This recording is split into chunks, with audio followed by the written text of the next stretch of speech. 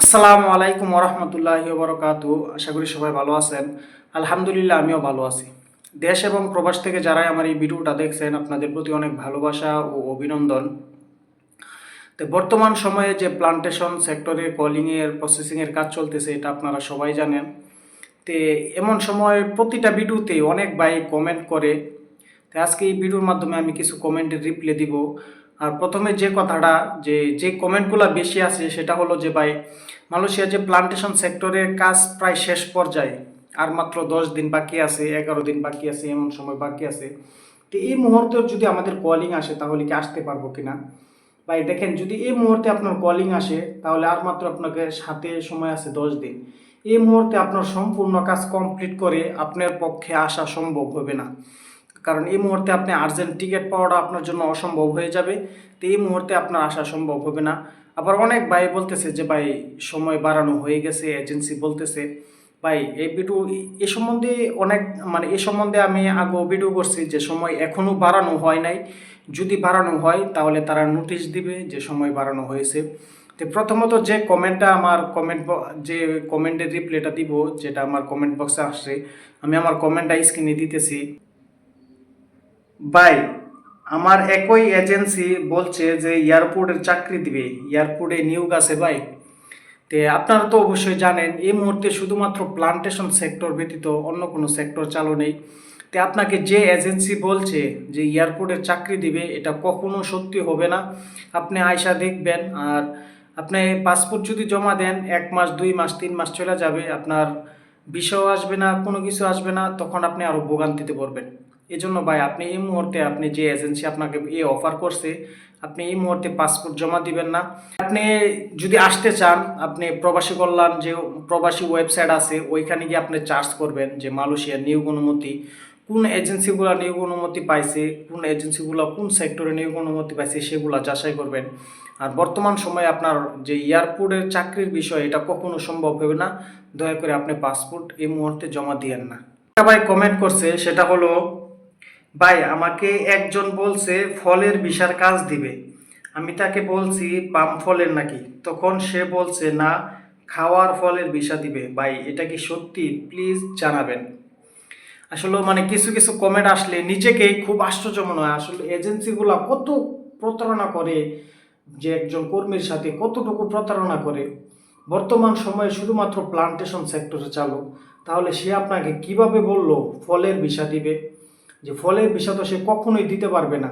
আর যদিও দেয়, তখন আপনাকে পাসপোর্ট জমা নিল, 1 মাস 2 মাস 3 মাস চলে গেল, আপনার মনে করেন কলিং আসবে না, কোনো কিছু আসবে না, এজেন্সির কাছে আপনি ধরা 1 লক্ষ 2 লক্ষ টাকা দিয়ে দিবেন, তখন আর ডাইনে পাওয়ার কোনো রাস্তা দেখবেন না। এই জন্য ভাই, আপনার যাচাই করবেন। আমি তো আপনাদেরকে যে যাচাই করার পথগুলো আপনাদেরকে জানাই দিছি, এর আগেও ভিডিওতে জানাইছি। আপনারা যাচাই করবেন, যে প্রবাসী ওয়েবসাইট আছে ওইখানে যাবেন, যে মালয়েশিয়া নিয়োগ অনুমতি কয়টা এজেন্সি, কোন সেক্টরে, কোন কোম্পানি, প্রত্যেকটা জিনিস আপনার পার্ট টু পাই ওইখানে পাওয়া যাবেন। তারপর কোন এজেন্সি কতগুলা কর্মী নিতে পারবে, কোন সেক্টরে নিতে পারবে, কোন বিষয় নিতে পারবে, কত হাজার টাকা দিয়ে যাইতে পারবেন, তারপর আপনার বেতন, সর্বকিছু ওইখানে উল্লেখ থাকবে। এই জন্য ভাই, আপনারা যাচাই করবেন। এই ভিডিওগুলো আমি এর আগে অনেকবার দিছি, যে আপনারা কমেন্ট করেন, যার কারণে আবার দিতে বাধ্য। যে একজন ভাই, যে ভাইটার রিপ্লাই দেয়, এই ভাইটাও যদি এই ভিডিওটা দেখে, তো এই ভাইটাও এই বিপদ থেকে সে উদ্ধার হবে, সে এই বিপদে পড়বে না, যার কারণে ভিডিও দেই। অনেকে কমেন্ট করে যে ভাই একজন কমেন্ট করলো আপনি ভিডিও দিয়ে দিলেন। না ভাই, আমি যে ভিডিওটা দেই, আমার এই ভিডিওটা দ্বারা সেই ভাইটার উপকার হবে, যার কারণে ভিডিওটা দিই। আরেকটা ভাই কমেন্ট করছেন, সেটা হলো, ভাই আমি কলিং পেপার পাইছি, ফিঙ্গার দিয়েছি, তাহলে কি আমি যেতে পারবো? ভাই একটু জানাবেন প্লিজ। দেখেন, আপনি যদি কলিং পায়ে থাকেন, ই ভিসা পায়ে থাকেন, ফিঙ্গার পায়ে থাকেন, এখন দেখতে হবে আপনার এজেন্সি নিয়োগ অনুমতি পাইছে কিনা। এই বিষয়টা নিয়ে আমি এর আগে ভিডিও করছিলাম, যে আপনার এগুলো সব পাইলেন, আর এগুলো তো আপনার নিয়োগ অনুমতি না পাইলে আপনার ভিসা পাওয়ার কথা না। তারপরও যদি আপনি ভিসা পেয়ে থাকেন, দেখতে হবে আপনার এজেন্সিটা নিয়োগ অনুমতি পাইছে কিনা। যদি এজেন্সি আপনার নিয়োগ অনুমতি পাওয়া থাকে, তাহলে আপনি অবশ্যই আসতে পারবেন 31শে জানুয়ারির ভিতরে। আর যদি সময় বাড়ানো হয় তাহলে তো কোনো কথাই নাই।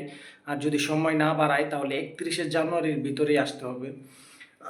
তার বলছিলাম যে বর্তমান প্লান্টেশন সেক্টরের যে বর্তমান পরিস্থিতিটা এরকমই ভাই, আগে যেরকম ছিল এরকমই আছে, যে 20% লোকও আপনার মালয়েশিয়াতে আসতে পারে নাই।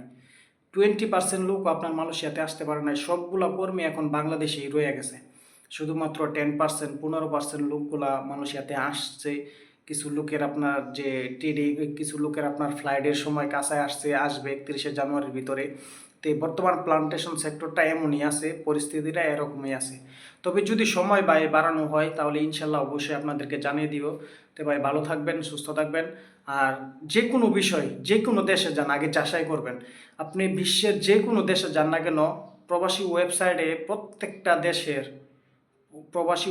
প্রত্যেকটা দেশের আপনার কয়টা এজেন্সি, কোন সেক্টরে নিয়োগ অনুমতি, জাপান কোন, রাশিয়া কোন, বিভিন্ন দেশে নিয়োগ অনুমতি কোন এজেন্সিগুলো পাইছে, কয়জন কর্মী নিবে, কোন কোম্পানিতে নিবে, প্রত্যেকটা ওইখানে উল্লেখ করা। এই জন্য সেগুলো আগে যাচাই করবেন, তারপর পাসপোর্ট জমা দিবেন। তবে ভালো থাকবেন, সুস্থ থাকবেন। আসসালামু আলাইকুম রহমতুল্লাহি ওয়া বারাকাতুহু।